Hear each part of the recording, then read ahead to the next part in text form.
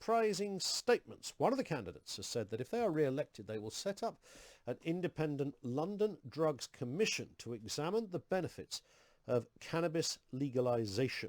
The commission is also likely to consider the experiences of Canada, Uruguay and several US states where cannabis for recreational use has been legalised. Join us now is Peter Reynolds from Clear. That's a charity working to reform cannabis laws in the UK. Peter, good afternoon to you, sir. Good afternoon. We're talking about Sadiq Khan here, of course. This is a sort of floated policy of whether or not legalisation could be explored. Yes, it's amusing, isn't it, how so many politicians come to this conclusion, Yes. either once they've left office or when they're about to leave office, or indeed the other way round. They're all for it before they gain office, and when they gain office, Boris Johnson being the most notable example, all for legalisation and liberalisation of drugs laws, but when he comes into office, suddenly everything changes. Yes, we see this a lot, don't we, with politicians? These are great ideas, and if we throw enough ideas out there, some of them are likely to stick. Now, let's just keep the politics to one side, of course, because none of the candidates are here to respond to it. But the broader issue, which we've seen in America, which was oddly the last place, Peter, I thought that they would liberalise laws on Canada. I always thought that, America and, there's a kind of almost religious backdrop to many aspects of life in the States would preclude it, but they are going leaps and bounds with this one, right? Well, America has a functioning democracy, doesn't it? It's the local ballot initiatives, as they call them, where people are allowed to get together, decide on an issue they want to be put on a ballot at election time, and if that passes, then it becomes state law. Yeah. And by that progress, through true democracy, cannabis is now legalised in various forms, various ways. Some places for medicinal only, but it's legalised pretty much in and out of 50 states. I can't remember the exact figure, but it must be 45 now. Yeah. It's a complete anathema that it isn't legalised federally yet, but it will be soon. So why should we legalise or decriminalise cannabis? Well, the main reason is to reduce harm. The only point of any drugs policy must be to reduce harm. And the huge amount of harm that is caused around cannabis is not caused by cannabis itself, it's caused by the laws against cannabis. What our governments, not just this government, but successive governments have chosen to do is to abandon the cannabis market to gangsters. And so consequently, we have a market which is worth about $6 billion a year, which is totally run by gangsters. Yeah. And they use the funding from that to run other criminal activities, whether it be prostitution, whether it be Class A drugs. The whole county lines phenomenon, which we talk about all the time, which politicians weep and wail about, is funded by the income from cannabis, the cannabis market. The whole knife crime problem is caused by the criminalisation of the cannabis market.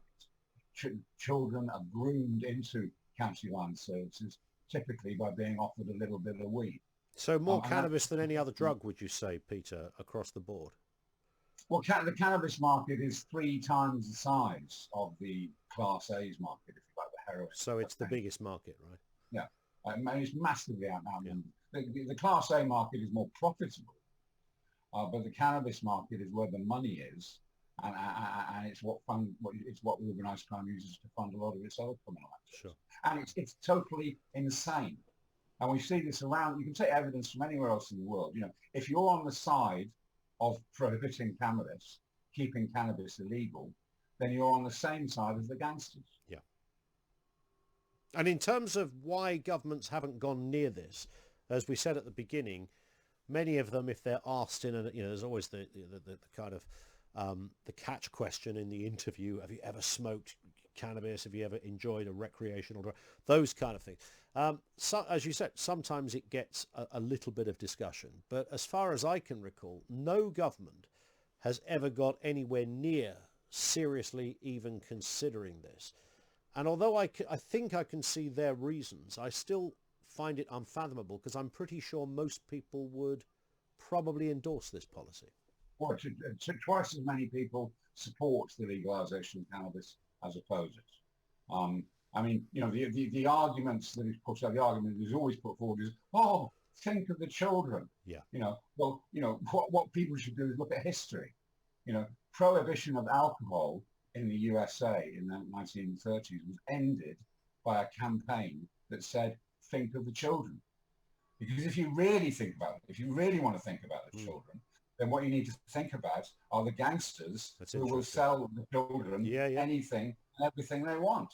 Absolutely. You know, we're not protecting children by keeping cannabis illegal. We're doing exactly the opposite. And yet that is the reason that is given, isn't it? Generally, it's that kind of sort of Daily Mail-esque kind of thinking, I suppose. And I say that not as a pejorative, just to highlight or identify where I think the anti comes from, is that it will be dangerous. It's the wrong message. It's, why would a country be legalizing something when, everything we've got like this is ultimately bad for you, or bar some medicinal components. So why give the green light to something else that's bad for you? Well, we can have the discussion about the harms of cannabis, and it would be foolish to say that nobody's ever been harmed by cannabis. But I mean, what I would point to is that there are 250 million regular users of cannabis around the world. The old trope of psychosis, there's more cannabis consumed now than there's ever been, and rates of psychosis are lower than they've ever been. But having said that, if I was to accept every single danger that is talked about, if I was to accept every single scare story, all of them, if I was to say they're all right and cannabis is this horrible, dangerous thing, does that make it sensible to leave it in the hands of gangsters? On that point, listen, Peter, I think you go on, carry on. In every other area of life, everything else that we do, be it food, be it transport, be it, sports, then government steps in and regulates to make that activity safer. Whether it's seatbelts, whether it's drink driving, whether it's, regulations around this, that, or the other, safeguarding, this sort of thing. But when it comes to drugs, what all government policies do is actually make it more dangerous. It'll be. I can hear it. Listen, Peter, it's great to have you on, sir, and let's speak again on this and see where this argument goes. Peter Reynolds is from Clear. That's a charity working to reform cannabis laws. This is a proposal put forward by Sadiq Khan. He's, of course, standing in the mayoral elections for Labour. Sean Bailey is the Conservative candidate. Sean Berry, Green Party. Peter Gammons, UKIP. And Louisa Porritt for the Liberal Democrats. You're listening to Ian